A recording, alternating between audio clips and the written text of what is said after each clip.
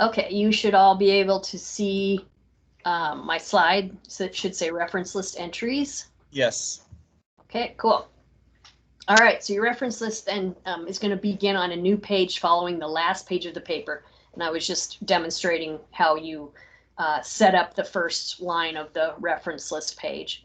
So after you type the last sentence of the paper, you want to insert a page break like I demonstrated rather than doing multiple paragraph returns.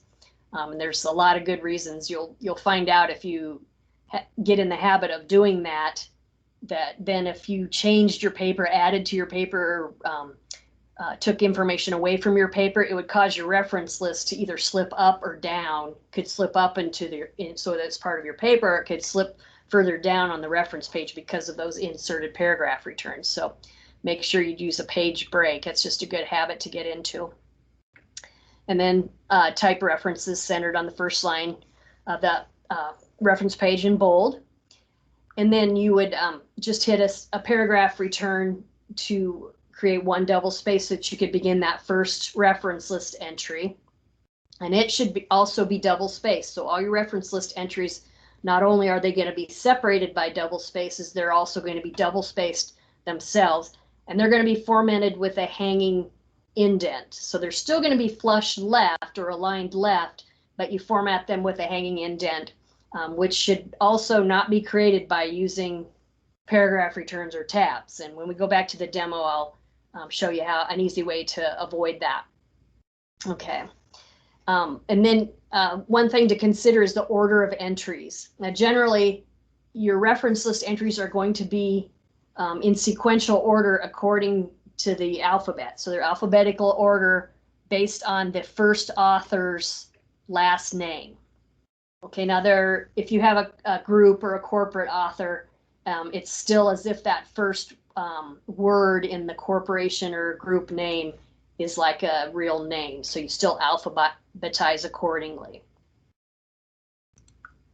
Okay, so now authors should be presented with their last names and initials if available. And then so you don't want to omit any initials. So if you've got a middle name available, include the middle initial for the authors. Include a space after the internal periods of the initials. And don't change the order of authors. Never do that. When I say alphabetized by the first author's last name, that means that it doesn't mean that you alphabetize the order of the authors for a single reference. I've had students do that before where they'll move the author names around for a single source so that they're in alphabetical order. And that could cause great offense to the first author because the order of authorship has meaning. And it would only be, the author names would only be arranged alphabetically if that's the way the authors themselves determined they wanted the order of authorship to be. So don't mess with the order of authorship. If there are more than 20 authors, and there are sources that are that way, you would include the first 19 of them, followed by 3 ellipsis points and then the last author. So after author 19, say you've got 30 authors on this one source, then authors 20 through 29 are going to be omitted. They're going to be replaced by ellipsis points. And then that last author is going to be listed there. Now this could result in a reference list entry, a single entry that could be half a page or more long because of all those authors you have to list. But that's the new rule in APA style. It used to be that you just listed the first 6 and then replaced all the remaining authors except the last one with ellipsis points, but they've changed that now so that it's you list up to 20 authors. Okay, always include an ampersand prior to the last author's name, except when you've got one of those reference list entries that has more than 20 authors. Okay, in that case, you don't use an ampersand, you use ellipsis points. Okay, and then you always include a comma prior to the ampersand that precedes the last author, even if there's only 2 authors. So it seems like you wouldn't use the comma then prior to the ampersand. It seems like you'd need 3 or more authors to do that, but that's not the case. Even if there's only 2, you put a comma after the first author's name, insert the ampersand, and then put the second author's name. Now, if an author's not a person, for example, it's a group or an institution or a corporation, you want to spell out the full proper name and punctuate it with a period. Okay, so there should be a period prior to the year, which is the next element in the reference list entry, or publication date. Okay, so the date that source was published, you're going to enclose that in parentheses after you've listed all the authors. And then you would punctuate that parenthetical year with a period prior to typing the title of the paper. You want to make sure you include the exact publication date for non-journal periodicals. Okay, for a journal periodical, you just list the publication year. You don't include a month or a day of the week. If there's no publication date, and that doesn't happen very often, but in the cases where it does, you would enclose the initials ND separated by periods in parentheses. Now, the ND, or no date abbreviation, does not require that you include a space after each of the periods. Okay, so just N period, D period, close it in parentheses.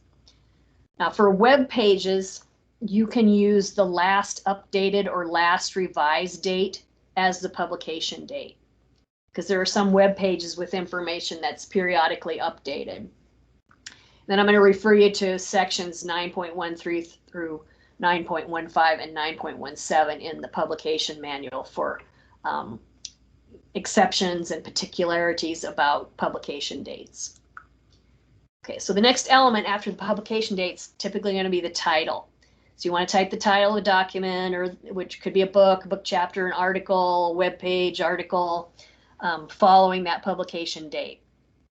All right, now there's a lot of, I shouldn't say a lot, but there's some capitalization considerations for titles. Okay, so regarding capitalization, if the source is part of a greater whole, meaning it's a book chapter in an edited book, or it's a journal article. The journal articles are part of a volume or an issue of articles. Book chapters are part of a book, and so they're part of a greater whole. So those titles you type in sentence case. All right, meaning that you don't capitalize all the major words. And I'm going to actually define sentence case and title case. You would capitalize the first letter of the first word in the title and any proper nouns. And you would capitalize the first letter of the first word that follows a colon or dash if you've got a 2-part title. Okay, and then you might have standalone works, which are, they are the greater whole, such as books, journals, periodicals, and web pages, websites.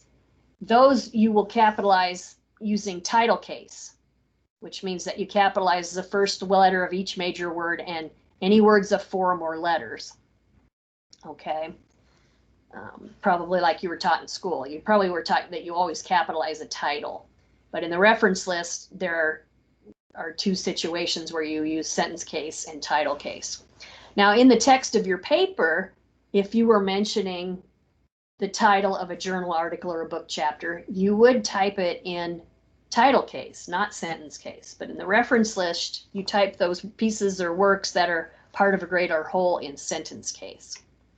All right, and then you italicize titles of standalone works. So journal names, periodical names, book titles, you italicize them in addition to typing them in title case. Okay, and then you might include non-routine information to a title, in which case then you enclose that information in brackets. Okay, so then following the titles, you get to the publication information, and that just basically tells people where the publication or the source came from. And it varies a lot depending on the type of source. So I can't solve all your problems today about how you're going to cite these sorts of things, or how you're going to include publication information, because you're probably going to, for things that you don't get used to citing all the time, like journal articles are probably going to be the most common types of sources you include in your reference list and cite in your papers. But those other sources that you cite left off, and you're going to have to get used to looking in the APA manual for how to format that information and provide the publication information. So there's variations on all these different types of sources. Okay, I'm going to go into detail about journal articles, though, because as I said, those are probably going to be the most common types of sources that you're going to get information from to write your academic papers. And instead of this comma here by 9.34, there should be a parentheses there, so a little typo there. So I've got kind of a template here on the first couple lines of this slide. So you can see that you would have the author names first, followed by the publication year in parentheses, followed by a period. Then you've got the title of the journal article typed in sentence case, the title of the journal typed in title case and italicized. Then you have the volume number for a journal article. Okay, so volume is that greater whole that this journal article is a part of. And then in parentheses, following the volume number, you have the issue number in which this journal article is published. Okay. Typically each year journals publish a new volume of a journal, and it'll have 4 to 12 issues in it. If it's a monthly journal, there'll be 12 issues in that volume. A lot of journals, though, particularly nursing, they publish quarterly, so there's only like 4 issues a year.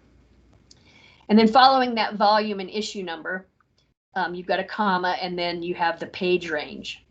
And it looks like I might have inadvertently included a little space here after the hyphen. That shouldn't be there. I didn't notice that when I was working on the slide, but so yeah, there shouldn't be a space there between the page range. You don't use the abbreviations for page prior to the page numbers in a journal article reference list entry. Now you would for the page range of a book chapter if you're citing a chapter from an edited book, but not for journal articles. Okay, and then lastly, you've got the location information for the journal article, which is going to be the go-to for the location is going to be the DOI number. Okay, DOI stands for Digital Object Identifier, and it's a universal coding system that is supposed to allow everybody to be able to locate every source that's ever cited or used. I'm just going to describe it sort of vaguely like that, but you need to include the DOI number if the journal article has one. Now, nowadays, journal articles almost always have a DOI number. Other types of sources also have DOI numbers. In that case, you would always include that locator information following the page range in your title. Now, the reason it appears on this third line instead of right after the period is because it's long enough that PowerPoint made it wrap around to the bottom to the next line. And that same thing will happen in a Word document when you're typing it. And it used to be they would tell you to break the DOI somewhere to get part of it to wrap back up to this line so that it was more evenly distributed. But what I'm understanding in the APA manual now is that you're not supposed to insert any breaks or anything. You're not supposed to mess with the DOI because it could break the link, and then a reader would not be able to follow that link to access the article. Okay, so I think I've got all that. Now, if the article has no DOI, say if it's an older article, or if it's some journal that doesn't happen to assign DOIs to its article, then you would include the URL that would take the readers directly to that article. All right, but in most cases, articles are not going to be readily accessible online by anyone. They're going to be accessible only by going to the journal and subscribing to it, or paying for the article from the journal, or getting the article through, say, the college's subscription to EBSCOhost or ProQuest or one of the digital databases that we have. So you would include the URL if the readers were actually able to get it by following that URL. Otherwise, you would just include nothing. So if there's no DOI and there's no direct URL that would, URL being Universal Resource Locator, that would take readers directly to it, then you would not include any information there. So the reference list entry would end after the page range. Okay. Don't include URLs to a database like EBSCOhost or Ovid or ProQuest, because if the reader doesn't have a subscription or subscription access to that database, they're not going to be able to access the article. So you would not include a URL like that. You would just instead leave it blank. Okay, now here's an example of a book. Okay, not a book chapter, but a book. It's pretty similar to a journal article. Starting out, you've got your authors listed, you've got your publication year, and then you have the title of the book, and then you have the publisher. Okay, all punctuated with periods.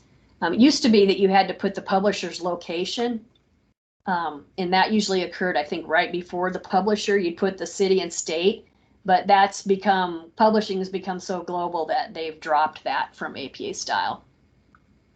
Okay, now if the book has been assigned a DOI, you would also include that at the very end after the publisher name. Books, I don't tend to have DOIs a lot, book chapters neither, but if it has one, then you would include it. Okay, let's see. If the book doesn't have a DOI, but it is accessible online, then you would include the URL that leads directly to the book. Okay. All right, here's a chapter in an edited book. It's a little bit different than a book in that you got the authors, everything's similar up until after the title of the chapter. So you put the chapter authors, okay, here, which could be different than the book editors. Okay, so after that section, you've got the book editors, and it starts, instead of having it be last name, first initial order, it's first initial followed by last name. Okay, and then you have the title of the book. And one thing that I omitted from this example that I just now noticed is that after the title of the book, in parentheses right here, you should have the page range of the chapter. Okay, and also if it's like a second, third, or fourth edition of a book, you would also include that in parentheses here. So it'd be title of book, parentheses, second edition, comma, and then in this case, you would use the abbreviation for pages, which would be PP period, followed by the range of pages that this chapter covers in the book. And for a different explanation or a supplemental explanation, just check the APA manual, sections 9.28 and 10.3. Now, again, if the chapter's got a DOI or direct URL, you could include that. Include the DOI if it's got one. If not, use the direct URL if it happens to be a book that's directly available online.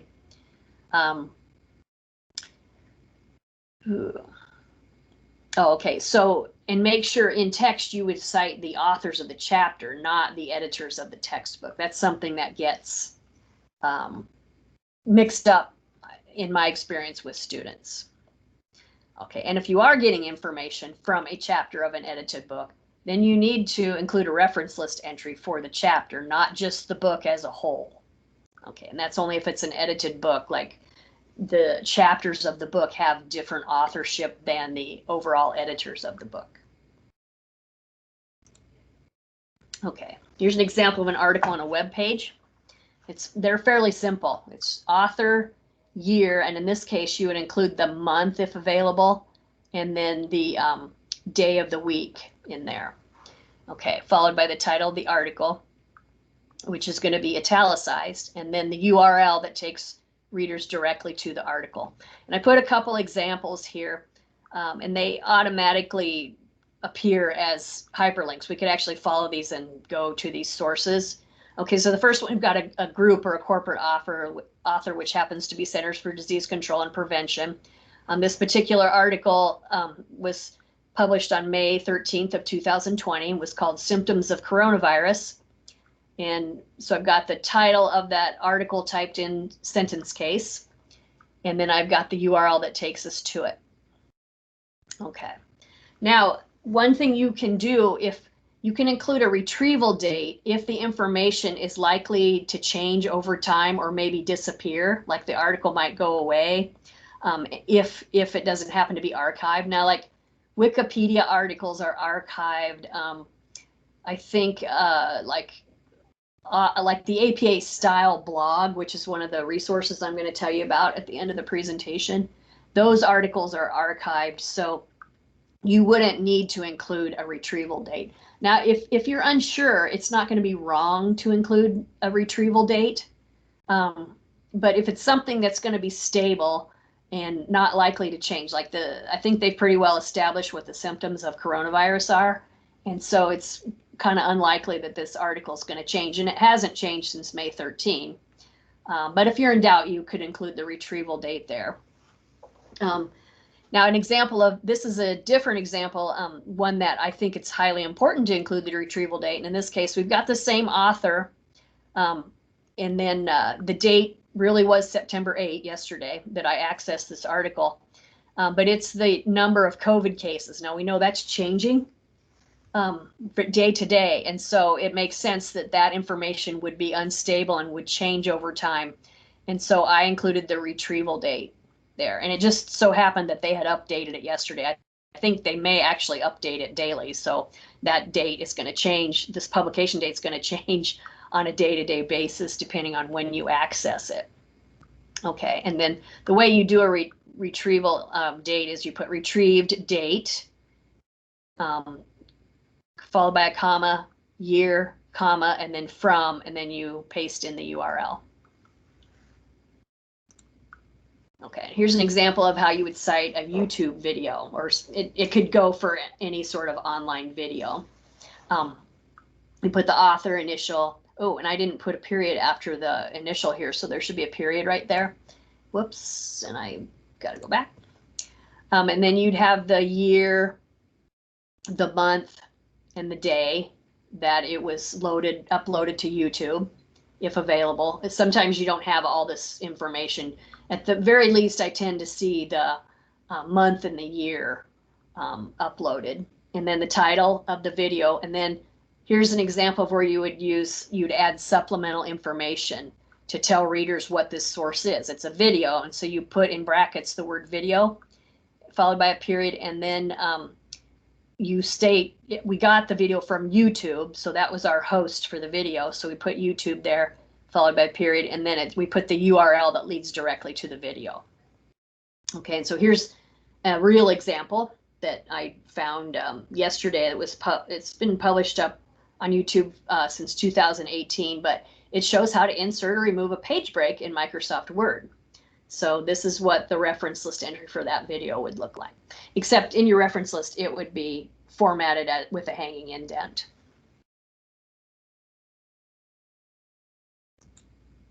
Okay.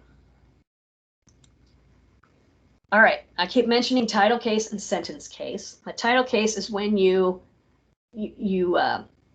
capitalize the first letter of all the major words in the title, so all important words, but any words of 4 or more letters that may not be important, like about and between, words like that you maybe wouldn't necessarily capitalize because they're not nouns or verbs, but you would still capitalize those in APA style because they're 4 or more letters.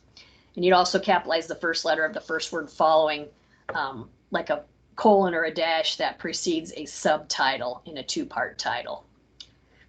Now, sentence case is simply just like you type sentences. You don't capitalize every word in a sentence. You just capitalize the first letter of the first word and any proper nouns within that sentence. So that's what we mean by sentence case.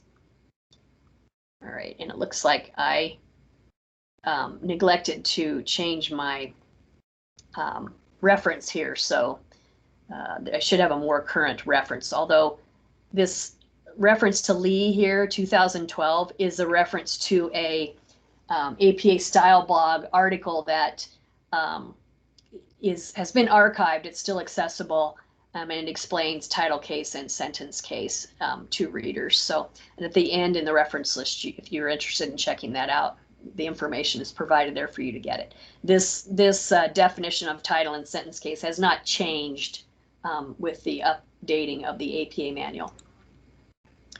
Okay, and I've already said this, so I'm just going to skip over it when you use title case and when you use sentence case. Okay, and then same thing for this. Use sentence case when typing titles of journal articles, books, book chapters, normal sentence of a paper. All right, so now I'm going to return to the reference list. I'm going to stop sharing this screen and share my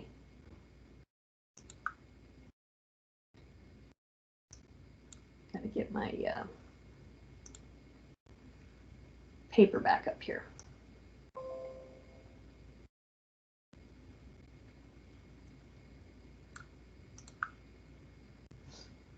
Okay, so we should be back. Everyone should see our sample paper that we were working on here, and I'm going to go ahead and enlarge it so we can just see the paper. And I'm going to, I'm just going to paste in some reference list entries here so that I don't fumble through typing them. I'm just going to grab a couple.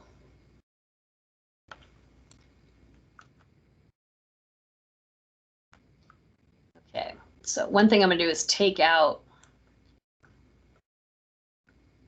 my hanging indents so I can show you how that's done. So let's say we came in here and we typed all of our reference list entries.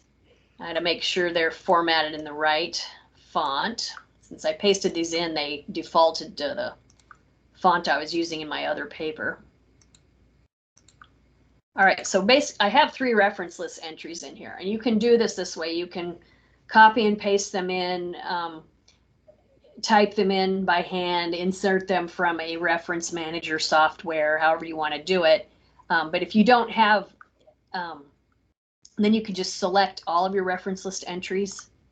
To create the hanging indent, go up and you want to grab this lower triangle here that says hanging indent when you point to it, drag it over to a 1/2 inch, and voila, our reference list entries are all formatted in a hanging indent.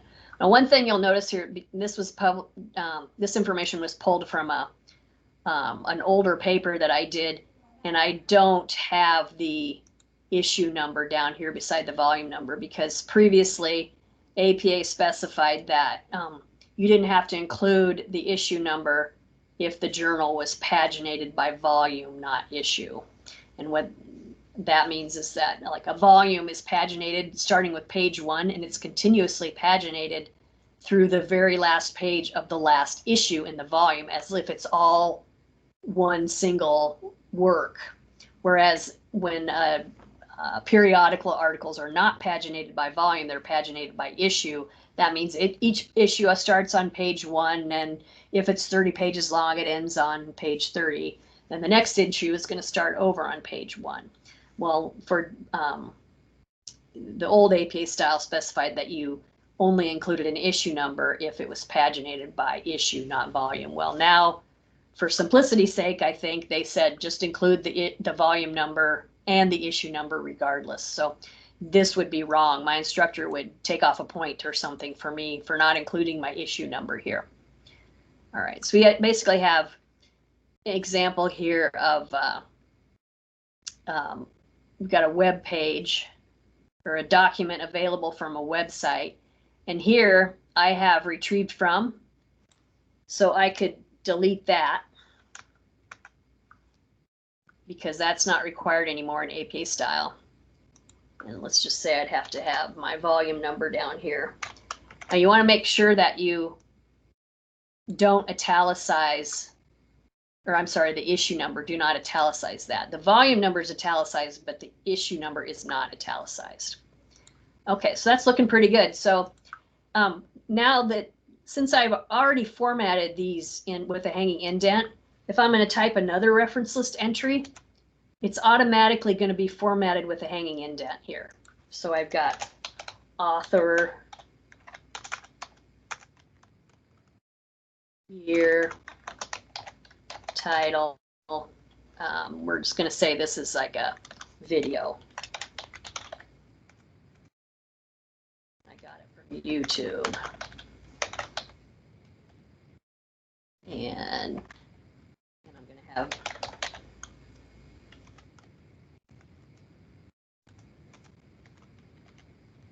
to have my URL here.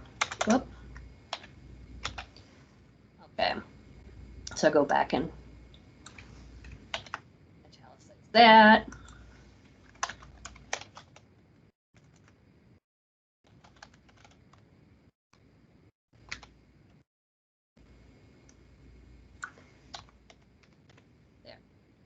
Okay, so even though this isn't very long, you can see, if I put my cursor in it, you can see it's formatted with a hanging indent up here.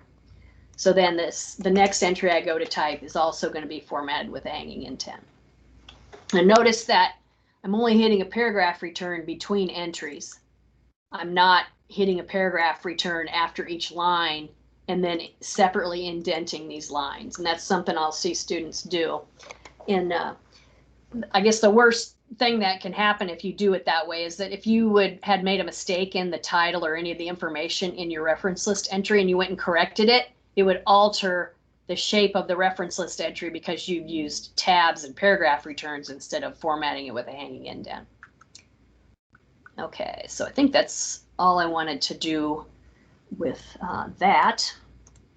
So I'm going to go back to the presentation.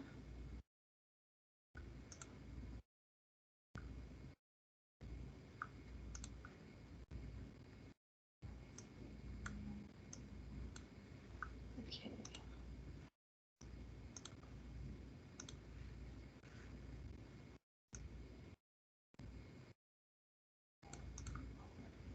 All right.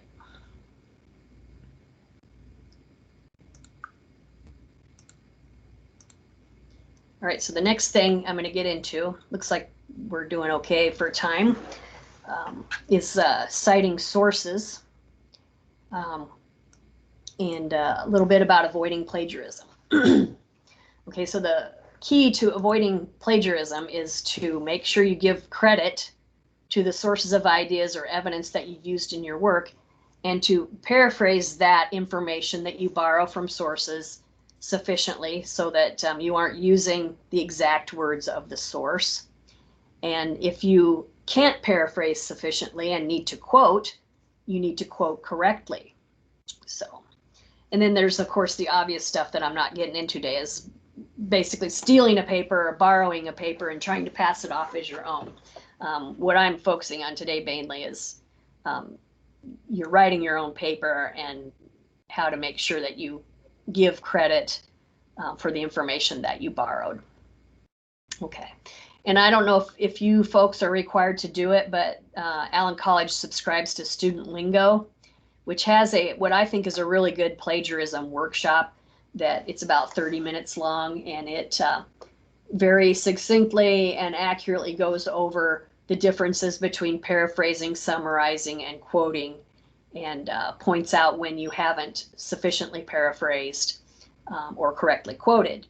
And it's in those instances where you're likely to get in trouble with academic integrity. So even if it's not intentional, by and large, the experience I have with students with plagiarism is a minor form where they haven't sufficiently paraphrased, or they have presented the exact words of a source without formatting those words as a quotation. And it's because they got busy, forgot, and it's usually always unintentional, but it still warrants an academic integrity violation. If you read our definition of academic integrity and plagiarism, it's intentional or unintentional. So you want to make sure that you avoid it.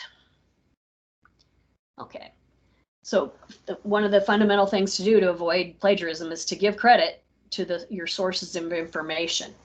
All right, so and you want to, claims that you make in a paper, even if they came out of your own mind, you didn't necessarily read them in a source that you have at your disposal.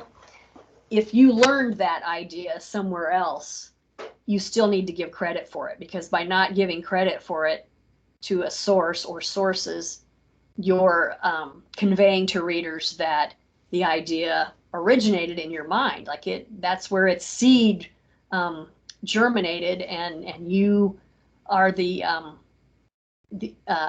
creator of that idea, which wouldn't be true. So in that case, you'd need to find credible sources to cite to back up the claim that you made. Okay, so there are a few reasons not to cite. If something is common knowledge, you wouldn't need to cite it. Everybody knows it. Like everybody knows that the United States flag has red and white stripes and white stars, and those white stars appear in a blue triangle on the flag. So everyone knows that. Everyone, pretty much everyone knows what blood pressure is. So you wouldn't necessarily have to cite a source of blood pressure, but and it's going to relate to the audience for your paper. So when trying to decide what common knowledge is, consider who's going to read your paper. And like for you folks, it's going to be your professors and maybe your classmates. So you have to consider if you think something's common knowledge, is virtually everyone in the class and your professor expected to know that. And when in doubt, always cite a source. It's better to cite unnecessarily than to not cite when you should cite. Okay, now, and then if an idea truly originated in your own mind, you have a theory that germinated in your own mind, it would not be necessary for you to cite that. Okay, or if you did a study that generated some new knowledge or evidence, your study would be considered firsthand information to you, and so you would not need to cite it.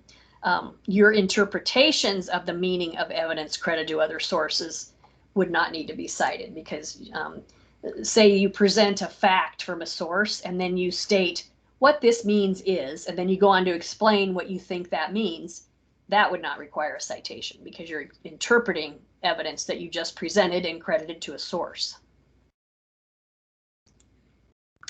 Okay, so there's two types of citations. You have an in-sentence or narrative citation, and you have a parenthetical citation. Okay, with an in-sentence citation, the authors are part of the sentence structure. You're actually stating the names of the authors in your sentence. Okay, they're part of the sentence that you're articulating. And then the year is going to accompany the authors, but it's going to be placed in parentheses after the author's name. Okay, or in some instances, the year might appear within the sentence as well. Like if you say, in 2020, Brown and Smith published their landmark study about XYZ. That would be an example of an in-sentence citation where the year was not necessarily in parentheses. Okay, so then you have a parenthetical citation where both the authors and the year are enclosed in parentheses, and it usually follows information that you've borrowed or are crediting to a source. Okay, so the citation is inserted in close proximity to that information that you're intending to cite. And that, it doesn't mean it has to be at the end of a sentence. It does not. It could be within a sentence, and you could cite multiple sources within the same sentence. Okay, so here's an example of in-sentence citations, and these come from projects that I worked on over the years. So, and just for the point, being able to illustrate things, I'm going to have to read this. So, test anxiety is a common response to the stress of academic examinations. Okay, so I make a claim there that could be considered common knowledge, but I'm following it with some evidence. Classic systematic reviews by Chappell et al. And Hembry, 1988, indicated that test anxiety is a common response to the stress of academic examinations. This relationship has recently been confirmed by Doody and others, and Kalia, 2015, who studied test anxiety associated with nursing students' performance on course exams. So here I've listed the names of the authors, I've incorporated them into the sentence structure and simply cited the years in parentheses. Okay, so example of in-sentence citation. And here's the same information with parenthetical citations. So test anxiety is a common response to the stress of academic examinations. Evidence of the negative relationship between test anxiety and academic performance has been established by classic reviews. And then I simply cite those presumably classic reviews in parentheses with a parenthetical citation. More recently, this relationship has been identified specifically in nursing students. Then I cite the 2 recent studies of nursing students and test anxiety. Okay, so that's a parenthetical citation. Same information on the previous slide. Okay, some things to consider. First, use of et al. Et al means and others. Okay, so in APA, anytime you have a source that has only 2 authors, you always have to cite both authors. But if you have 3 or more authors, you only need to cite the first author followed by the words et al. Okay. It used to be that you had to cite the first 5 authors if there were 5 or more authors on the first citation. Thereafter, you could cite the first author followed by et al. But now it's been simplified, and so any source of 3 or more authors, all you need to cite is the first author's name followed by et al. You can skip the names of those other 2 authors.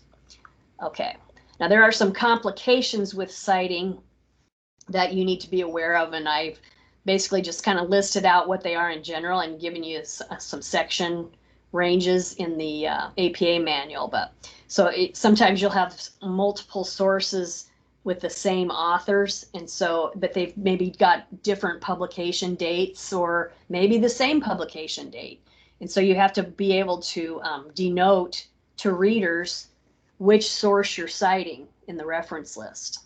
So there's ways to do that. And sometimes you got multiple sources with the same, or you have different authors, but they have the same surname. So they aren't the same person, but they have the same last name and maybe even the same first initial. So you've got to make sure that you use strategies to denote to readers how to get around that. And then group authors, I mentioned before, sometimes it's kind of hard to figure out who the author is when it's say a web page. So you kind of have to search around to figure out who the group author would be.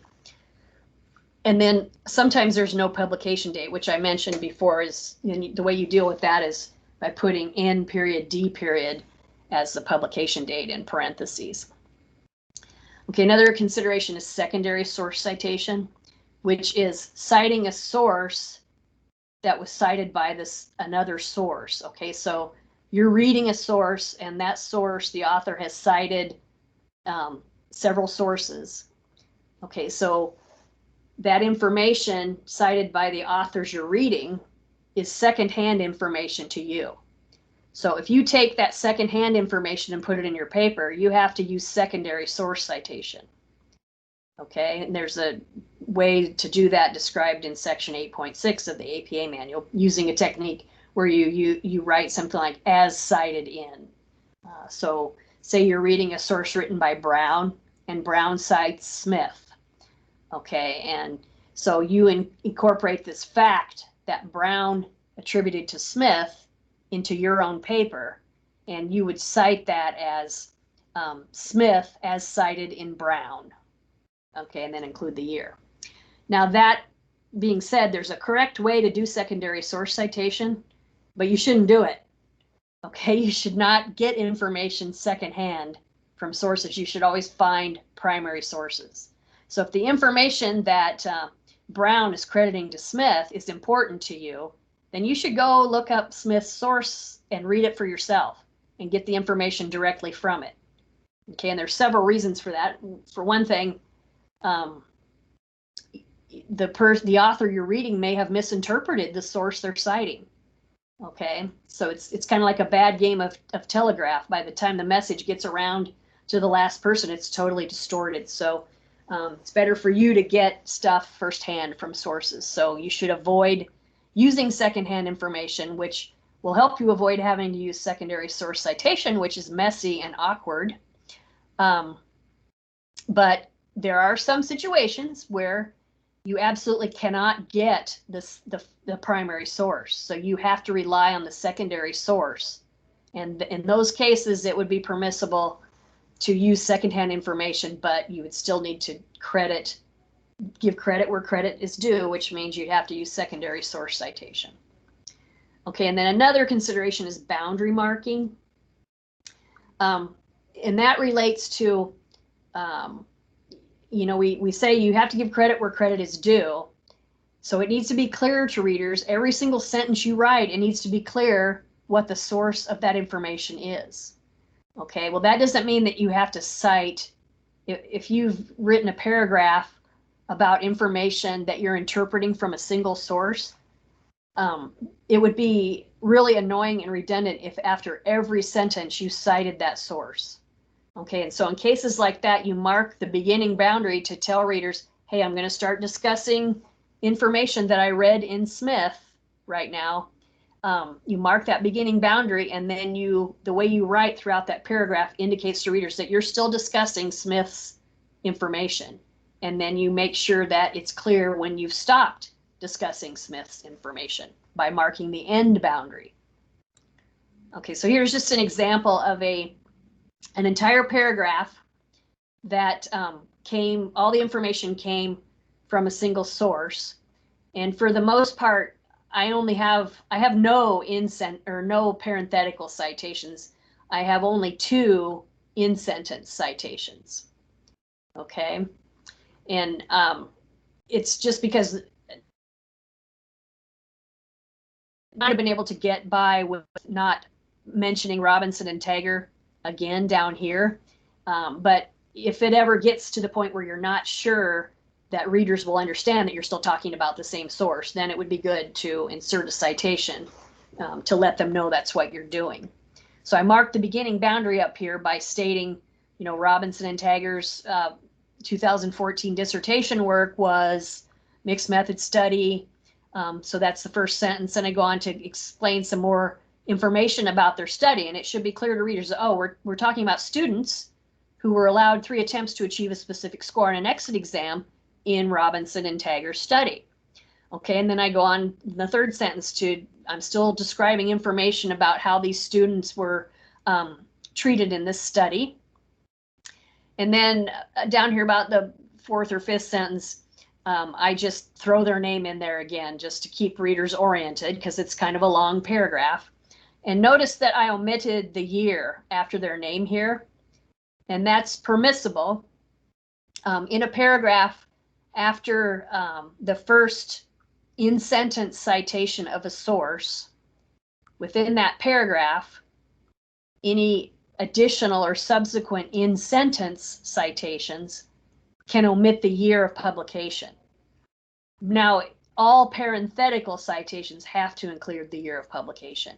So if I had not started this sentence with Robinson and Taggart, if I had said the researchers modified, or the instrument was modified to include a 5-item scale to measure stress specifically related to high-stakes exit exam, then at the end here, I might have put Robinson ampersand Taggart, 2014 in parentheses.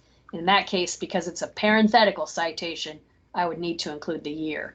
But here, because it's an in-sentence citation, and I've already had 1 in-sentence citation of the same source, I don't need to include the year after subsequent in-sentence citations of that source. Okay, and then if you continue to read through the rest of the paragraph, it should be apparent to you that all the way through I'm still writing about information from Robinson and Taggart's study. Okay, now some students and some people I noticed, just to be on the safe side, they might put a citation here at the end, but it's really not necessary. So that's an example of boundary marking and avoiding the repeated end of sentence citation of the same source within a single paragraph. Okay, next thing, quoting. How are we doing for time? We're doing good. All right, so starting off with some quoting caveats. You need to have a good reason to quote, okay? you shouldn't just quote because you're feeling tired and you don't want to paraphrase. Okay, so you need to quote judiciously. All right, but it's always preferable to paraphrase rather than quoting. All right, good reasons to quote are that you want to make it crystal clear to readers exactly what the author said. Maybe they wrote something in a particular way, and you can't say it more eloquently. There's some very good reason that you're going to use a quotation, and it's not simply because you just don't feel like paraphrasing it. Okay, so always paraphrase rather than quoting. All right, you want to also avoid excessive quoting. Okay, so and some instructors will actually have rules. They'll say you can't have more than one quotation per page, or not more than one quotation per paper.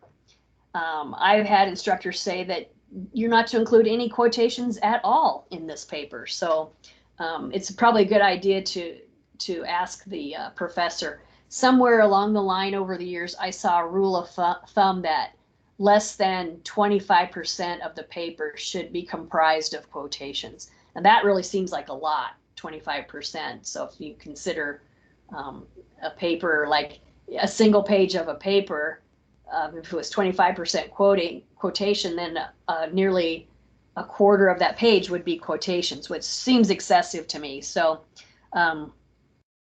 check with your instructor and see what they prefer. If you must quote, accurately represent the source. You have to quote accurately. All right, you can't misrepresent the source by changing words, and which could change the idea of that the source intended. So you have to quote accurately. Okay, so there are different types of quotations. You can have short and long quotations. They can be built in and they can be introduced. Okay, so short quotation defined by APA style is a quotation that is fewer than 40 words. Okay, so it's 39 or fewer words. Okay, and short quotations are enclosed in double quotation marks. Okay, it's like the scare quotes that you see people do with their fingers. Okay, you should build in or introduce short quotations. Okay, so a built-in quotation is one where you incorporate the quotation into the flow of your sentence, whereas an introduced quotation is where you begin with an introductory phrase like Dr. Broderson stated, comma, quotation mark, and then there goes the quotation. Okay, so here's an example of a short built-in quotation. All right, so we've got middle high school students need to form an accurate perception of nursing to make informed choices to pursue a nursing career. Instruments are available to measure perceptions of nursing, but the reliability and validity of such instruments is uncertain because, there's the quotation, psychometrics have primarily been established in samples of white girl students. Okay, so then we cite the source, and you'll notice I put a page number here. Okay, when you're paraphrasing, you don't need to include a locator being a page number or maybe a section heading in a source. But quotations require that you include a locator, so readers know exactly what page in the source you're quoting they're going to go and find this exact series of words in that source. So if I go to Matutina et al.'s article published in 2010, on page 328, I should find this exact series of words. All right. Now, that doesn't mean that if you omitted the page number that you would be accused of plagiarism. Okay. The fact that you enclose the words in quotation marks gets you over the plagiarism hump. It's just an APA style rule that you include a page number or a locator, an alternate locator with quotations. Okay. So here's an example of a short introduced quotation, and just note the difference. It's the same information presented as an introduced quotation. So instruments are available to measure perceptions of nursing, but the reliability and validity of such instruments is uncertain because, as Matutina and colleagues stated, comma, psychometric properties have primarily been established in samples of white girl students. All right, so some alternative introductory verbs could be like asserted or explained or noted. One thing I notice about when students write is when they do quote, everything is stated, but you could kind of interpret what the author was doing when they uttered those words or wrote those words by using verbs like asserted or explained or noted, just to get over the redundancy of using the word stated. Again here, well, we've got the page number included with after the quotation, followed by the end of sentence punctuation. But notice the difference here between the introduced and the built-in quotation is that you include a comma after the introductory phrase. So as Matutina and colleagues stated is our introductory phrase, comma, and then we capitalize the first letter of the first word in the quotation. Okay, I'm going to back up to the other one just to point out that, okay, so here, because this is built in, the quotation is built into the sentence, there's no punctuation needed here after because. Okay, because it just flows out, and we don't capitalize the first letter of the first word, because that would be like capitalizing a word in the middle of a sentence that didn't need to be capitalized. Whereas here, the next example where we have an introduced quotation, the quotation itself stands alone as a sentence, and so we capitalize the first word. Okay, so then notice, oops, sorry. Where did I go? I really got fouled up.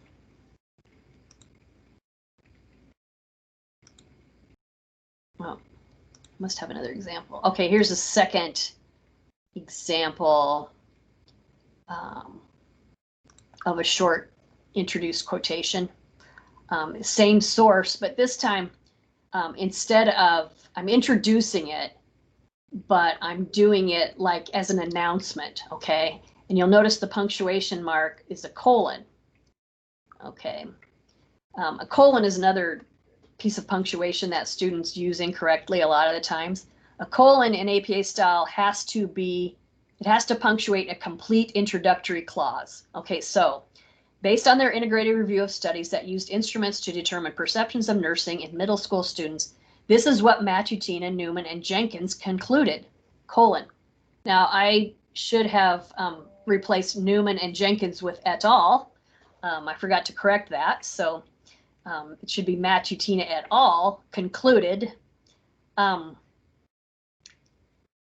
actually, now that I think about it, I should have written concluded the following to make it a complete introductory clause, because it's really not. I think it's because you say this is what they concluded, so that could be period. Right. Thanks. Yeah. Thank you for reorienting me. Yeah. So it does work that way, but this should be Matutina et al. Okay.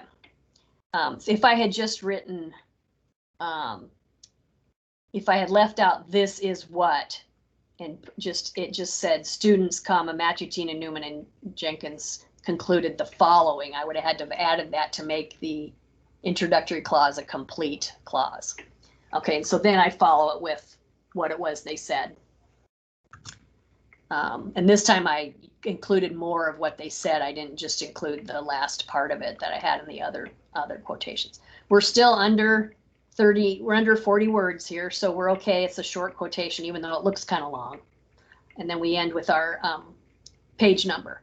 And I want you to notice, okay, so we don't put a period at the end of the short quotation. We put it after the locator.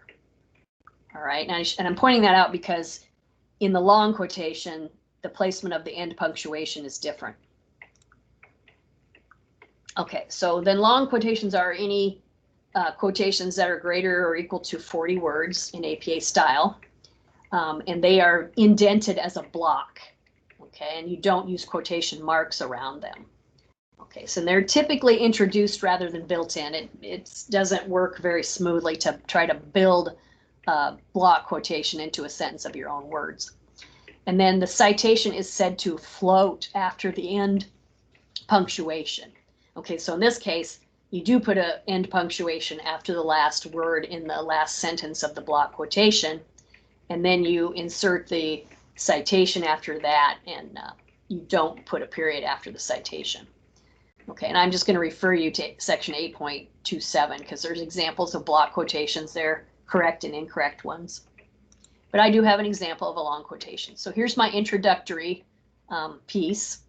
I explained that the Matutina et al. Did a systematic review and why they did it. And then here's my introductory phrase. This is how the authors described their systematic literature research strategy, colon. And then this is word for word from the source. And you notice that the very last sentence, I've got a period punctuating it, and then I have my citation and my locator with no period after it. Okay, so we've got our floating citation. All right. All right, some things to consider. Now, I said that you need to quote exactly. You need to accurately represent the source. Well, you can omit or add words to a quotation, but you have to let readers know that you did that. So if you're going to add words, and you might add words to a quotation to make the syntax, say if it's a built-in quotation and you want to make it flow and the sentence as a whole will make grammatical sense, you might have to add a word or two. So in that case, you can insert brackets. If the information you're quoting contains an abbreviation that's not been defined previously in your paper, then you could insert brackets with the definition of that abbreviation. If you omit any words from a quotation, which you might do because either they're unnecessary to making your point, and you can omit those words without changing the meaning of the quotation, or you need to omit words to make a grammatically correct sentence, you can do that, but you have to denote the omitted words with ellipsis points. Okay, I already mentioned that locators are required. So, and that typically a locator is going to be the page number, but some sources you encounter will not have page numbers. They won't be paginated.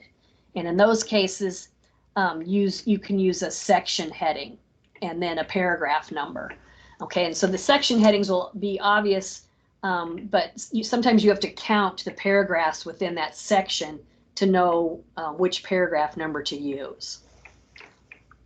And when you use a paragraph number as a locator, you abbreviate paragraph as para, P-A-R-A, period, and then you follow that with the paragraph number. All right, here are some, oh, I sped up a lot. We'll have time for questions and to go over your worksheet if you need to. These are some useful resources. The APA website, it has like APA tutorials and even better, it has the APA style blog, which I noticed, okay, the APA style blog for the 6th edition of the APA manual was massive because it existed for 10 years. And then since they started the 7th edition, the APA style blog has a limited number of articles, and I'm not sure there's anything on there right now that even would be useful to you unless you were somebody who was very familiar with the 6th edition of the APA manual and you want to hear a presentation on the changes that have been made in the 7th edition. But otherwise, you can still access archived articles on the APA style blog. And in a minute, I'll just kind of show you how you can do that, even if you don't know the link to the APA style blog. And then there's that student lingo plagiarism workshop I mentioned. There's an APA style grading key that I'm actually meant to provide that to you, but it is available on the college website, and I'll show you where that is too. Plus, we're making a few edits to it, so it'll be updated soon. And then let's see. This is just a video that I ran into recently on YouTube, APA style 7th edition student paper formatting. It basically goes through what I did with the paper setup demo. And what I would encourage you to do is to create a paper template for yourself where you have the font, the spacing, even the and a placeholder for the reference list. You got your kind of a shell of a title page set up. That way, each time you have to write an academic paper, you can just sort of fill in the blanks and you don't have to start from scratch every time. Let's see.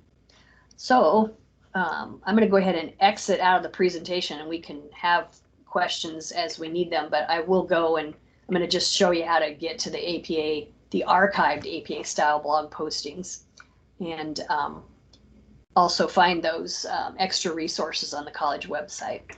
I'm going to end the slideshow and I'm going to stop. Oh, I guess I'm not sharing.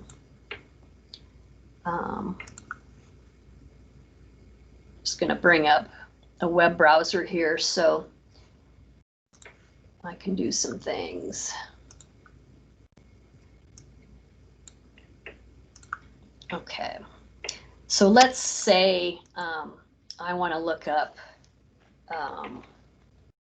let's see, heading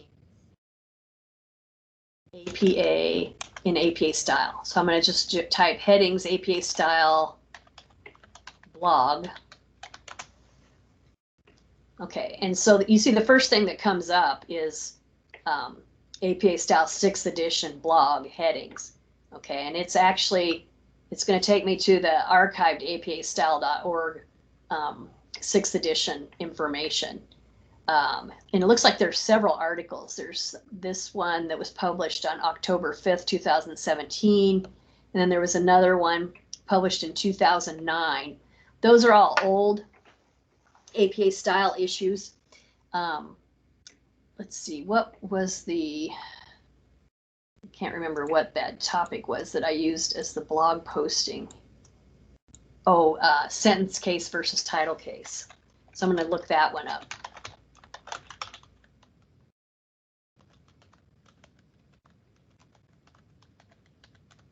Someone's been here before, it looks like. Okay, so here we have APA style 6th edition blog title case and sentence case. This is the article that I cited. Okay. So now we're in the, basically this is the APA style blog for 6th edition. And you can search for all kinds of older things in there. If you want to go, and this one happens to be just about the differences between the sentence and title case. But we can actually go, okay, so if I click this, it'll go back to the 6th edition blog home, which, I mean, there's a lot, and it says here, you know, they've archived it. But we really want to go to the new blog. Okay, and so here's one article or one YouTube video that they published on that blog last year. But I actually just want to go to the APA. I want to go to the new one and just show you the limited number of articles there. This might be it. Yeah, okay, so here's the new APA style blog. And it's simple. The URL is pretty simple. You can remember that. But you can see there's not a whole lot on it right now. Here's this one came up, how to create an APA style reference for a canceled conference. That became highly relevant this past spring when everyone's academic conferences were canceled due to COVID. Here's new reference examples that might be worth checking out by some of you, but looks like maybe they've got more on here than I thought they did. Oh, that's another thing in APA now, since the 7th edition came out, you can use the singular they. So instead of having to alter your sentences so that you don't get in a situation where you have to reformat them so that you can use he or she, or you can actually use they to refer to a single person. So that you might want to look at. Yeah, it looks like there's more on here than I thought there was. So some good new stuff to worth looking at. They must have done a student paper webinar recently. I wasn't aware of that, and I'm not sure if this is a recording to it or what. We can take a look. Looks like it's just an introduction to the webinar, so they didn't actually do it. Okay, the next thing I want to do then is just to show you where those, if you're someone who was used to APA 6th edition and you don't have the APA manual yet, the new 7th edition, we made some resources to kind of help you get over that hump. They're kind of buried in here. I had to search long and hard to find them. Let's see. Dana Wedeking is an excellent APA resource. She will work with you if you're someone who's struggling to write papers. You can schedule time with her to work with that. I want to find academic resources, time management,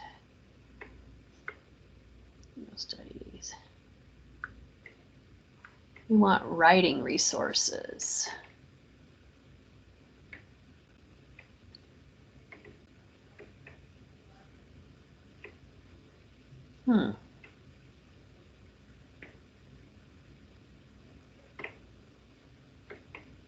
Maybe these are actually writing assistance. Okay. College Writing Handbook. I didn't know we had one of those. Quoting sort. Yeah, there's some good information here on this writing resources. Understanding and avoiding plagiarism, paraphrasing and quoting sources. Looks like it maybe links out to other college websites. Here, APA resources. Here we go. All right. So here's APA formatting 7th edition. That's a Panopto video about APA citations. Here's the APA style grading key that I was telling you. We created this actually several years ago and revised it for the 7th edition. It is probably a PDF document, but it's something you can kind of use as a checklist to go through maybe after you've written a paper to make sure that, because what this document consists of is a lot of the common issues that appear in student papers. We actually adapted it from I think this Daggett source was based on an even older version of APA style, but this has been updated to reflect the 7th edition. It's several pages long, 5 pages it says, but you could kind of use it as a way to check yourself before you turn a paper in. And then your instructors can use it when they're grading their paper. Instead of typing out an explanation about how you didn't type the running head right or something like that, they would just put S1. Okay, or if you didn't have your paragraphs formatted flush left, they were maybe justified, they might take points off, and then they would just, instead of explaining what was wrong, they might just write S6. Okay, so they could use these code words that you would then need to refer to this sheet to figure out what it was that you needed to correct on that page. So I'm going to close that. And then the other document that you might find useful if you're trying to make the transition from 6th edition to 7th edition is this APA style crosswalk document. Okay, so it basically has a comparison of things that were in the 6th edition that have changed substantively in the 7th edition. Okay, and it's several pages long too. I'm not sure how long. Dana Wedeking and I worked on these together. So it kind of goes through its chapter order, whereas the grading key document kind of goes through paper sections, whereas this one is sort of a more sequential by chapter.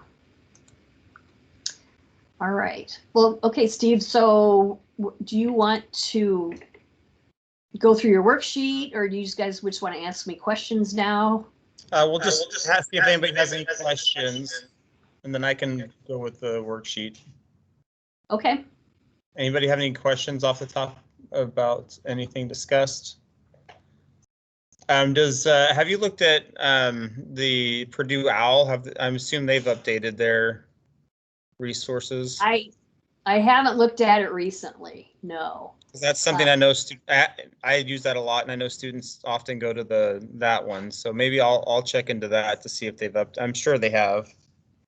Yeah, it can. I know it can be very helpful. I think one of the reasons I got away from looking at it is because I would refer to it when I was working with the 6th edition, but their sample student paper was typed in a font that the manual specified you weren't supposed to use. It was in like a sans serif font, and at that time the manual specified that you needed to use a serif font.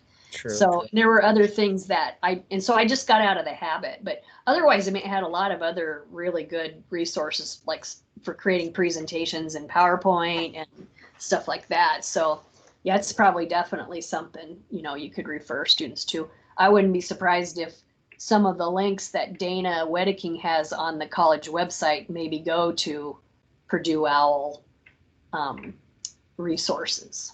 Right. It looks like the student just logged on. It looks like it's updated, so that's good. And you can still access. Oh, And you good. can still access the 6th. edition. Okay. Any questions? So when they're getting into their papers, I mean, they'll have the faculty here as resources, potentially you, and then potentially Dana. Is that correct? Yep. Okay. I often answer, pretty simple questions via email. If it's something if you have a student who's really struggling to write, maybe, with organizational issues, and grammar, things like that, then that might be a good, Dana might be a good direction to send the student to. Although now Dana is going to be retiring, I believe, at the end of October, and I'm sure there are plans to replace her. Right. So it may be a different person that the student Okay. will be meeting with. But. Well, we'll keep track of that for sure. Any other questions about anything discussed? Yeah, I think it's a matter of them just starting to work through that as they learn about or start doing their first papers and that kind of thing. So. Right. But, well, we thank you so much for your time, Lisa. We know that it took a lot for you to come and do this for us. And so I appreciate you, and I know the students do as well. Well, I'm sorry we got off to such a rough start. Well, it's the way my life goes, I think, sometimes. I don't get along with technology very well. So, but thank you very much. We'll give you a nice round of applause. Thanks. And then I'll be You're in touch. welcome. And then I'll be in touch with you on some of the research stuff that I'm doing. So make sure I'm doing that okay. So thank you so much for your time. Awesome. You guys have a good rest of the day. Stay dry and safe. Thank you.